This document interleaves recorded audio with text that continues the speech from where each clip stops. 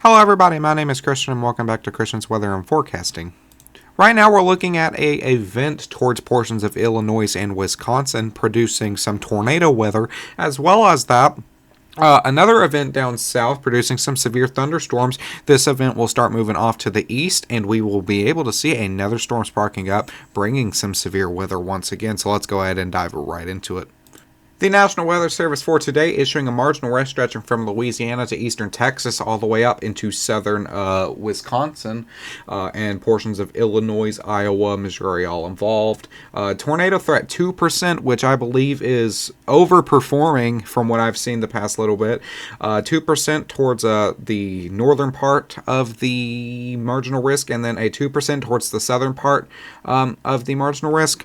It's kind of been a weird way with tornadoes because we have not had tornado warnings down here towards the southern portion, and then we've had a butt ton up here towards the north. So it's kind of a weird event to be looking at. That wind is 5% where the marginal risk is. That hail is 5% where the marginal risk is. Once again, nothing like that has changed. The description, isolated strong to severe thunderstorms will be possible this afternoon into tonight through central Texas, lower Mississippi Valley, Ozarks into the Midwest. Large hail is expected to be the main threat, but strong gusty winds and even a tornado may also occur, which that has already happened. There was a little duster caught by a storm chaser that was on the ground. Once again, if you want to read the hypnosis and the discussions and whatnot, you can pause the video and do so now. Through into tomorrow, the day 2, more storms will be popping up towards the Arklatex region, causing a secondary marginal risk of severe weather. These storms that are up here causing that tornado threat now will turn into a general thunderstorm risk, and that will begin stretching through the Ohio Valley, as well as the storms that are down there now will also be moving towards the threat, causing once again a general thunderstorm risk towards the Gulf states, as well as the Florida Peninsula. 2% for a tornado, less than 2% for a tornado threat, my bad, so not really looking at anything there. Main threat is looking like it's going to be wind and hail, with both of those being that 5% where the marginal risk is. If you would like to, you can pause the video right now and read the hypnosis right here. Summary, isolated strong to severe thunderstorms appear possible Tuesday across parts of the east Oklahoma, Texas, and into the lower Mississippi Valley. Occasional large hail damaging wind gusts should be the main threat. For day 3, the National Weather Service has issued a general thunderstorm risk stretching from portions of Kansas, Oklahoma, Texas, up into Missouri and Arkansas, as well as a general thunderstorm risk stretching for the East Coast down into Florida, with a marginal risk for the central Florida area. Probability of this being severe is a 5%. Once again, could see a possibility for those damaging wind gusts, hail threat, things like that. There are marginal risk of severe weather. Isolated strong to severe thunderstorms may occur Wednesday across parts of the Florida Peninsula. You can once again pause the video if you would like to read the hypnosis. Now, looking a little bit ahead into the future on this channel, we always say, I will say it again, normally when anything is issued day 4 through 8, it tends to be a more larger scale event. This does not mean it's going to be a full-blown tornado outbreak, but it does tend to be a little bit stronger than what we're seeing issued on days 1 through 3. Right now, it's a 15% stretching through eastern Texas into Louisiana and portions of Mississippi for day 4. Day 4 is Thursday. I had to look for a second. I almost forgot.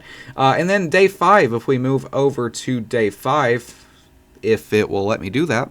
I had to reload the website for some reason, but I got it now. Once again, a 15% for day 5. This is Friday, stretching for, once again, portions of eastern Texas, most of Louisiana, Mississippi, portions of northwest Florida, and then portions of Alabama. And once again, not saying it's going to be a crazy tornado outbreak or anything like that. It just tends to be a larger scale event when we see them like this. Through the discussion, you can pause to read, but basically the majority of it states that there's a possibility of a multi-severe weather outbreak, not outbreak, wrong choice of words there. A multi-severe severe weather event appears increasingly probable for the latter portion of this week into the early weekend. Once again, like I've already said, you can pause the video to read it if you wish.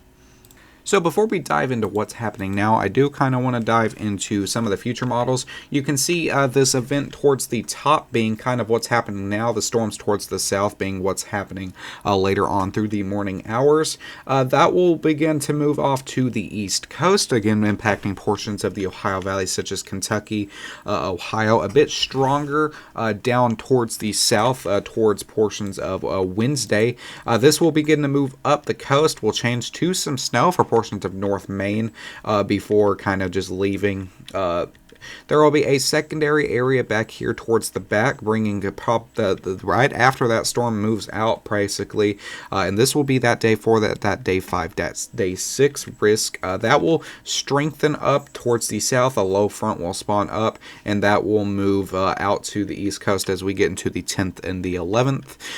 More snow possible towards the New England states, and eventually that'll wrap around, and that'll move out towards the 12th and the 13th. Now, after that happens, it'll remain calm just for a little bit towards the west coast, so we will begin focusing on the east coast, so we'll begin focusing on the west coast. Snow possible for Washington State and 2 portions of Idaho, Montana.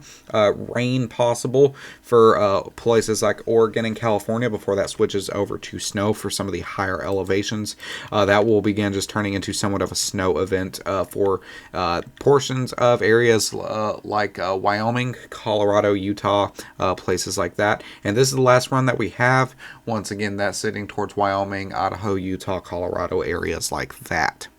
Now, here we are on Radar Omega, and currently we only have 1 tornado warning on the state lines of Iowa and Missouri, so we're going to get into that in just a second. But we have had multiple tornado warnings active so far today. Up here towards Davenport, we had some tornado warnings. Up here towards Belliot, some, and even up here a little bit towards Milwaukee, we've had some tornado warning. So it's been active for a little bit now.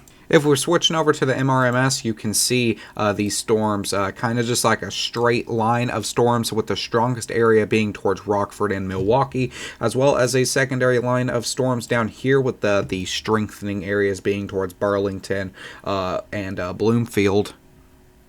And for example, with a good amount of these severe thunderstorm warnings, you can see the rotation in them. Once again, it's not major rotation. It is just kind of there, a possibility of there being a tornado warning, which is once again why we do have that tornado tag as possible. And a good amount of these severe thunderstorm warnings have had this tag, which is the reason why I say that this event overall has been overperforming for a 2% tornado threat. And down here towards the south, we do have the occasional severe thunderstorm warning, like, for example, the one near Pine Bluff. But for the most part, it has just been a rain event down here with flooding warnings being issued out here. For example, the mesoscale discussion for flash flooding possible.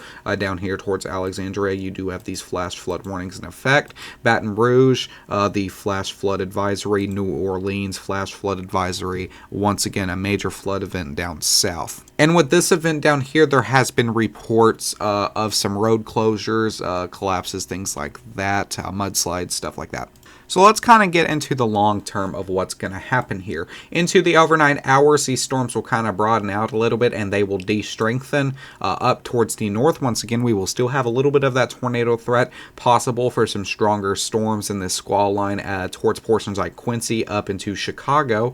But as that kind of dies down between 1 and 2 o'clock, it will be heavy rain. Down towards the south is when storms will start sparking up. And if we zoom in a little bit, do apologize about the lag, but towards like Lufkin is where storms will start popping off. Once again, a hail threat, possibility for a spin up tornado or two towards like 5, 6 in the morning. We will be moving into the secondary marginal risk for day 2, which is where these storms towards like Alexandria, the Arklatex region, that will bring some strong to severe thunderstorms as we move through the morning hours. From today's event, though, we will have some thunderstorms right here off the Gulf Coast, and that will bring some rain towards the portions of Florida, which will, once again, that will be there over to day 3, bring a possibility of that marginal risk. So the video is about 9 minutes long right now, so I'm going to go ahead and leave it off. Also, make sure to drop a follow off my Twitter. A link is in the description. I'm making live posts as this weather event continues. If you have any questions, leave them in the comments. Thank you guys. Stay safe. I'll see you guys in the next one. Have a great day.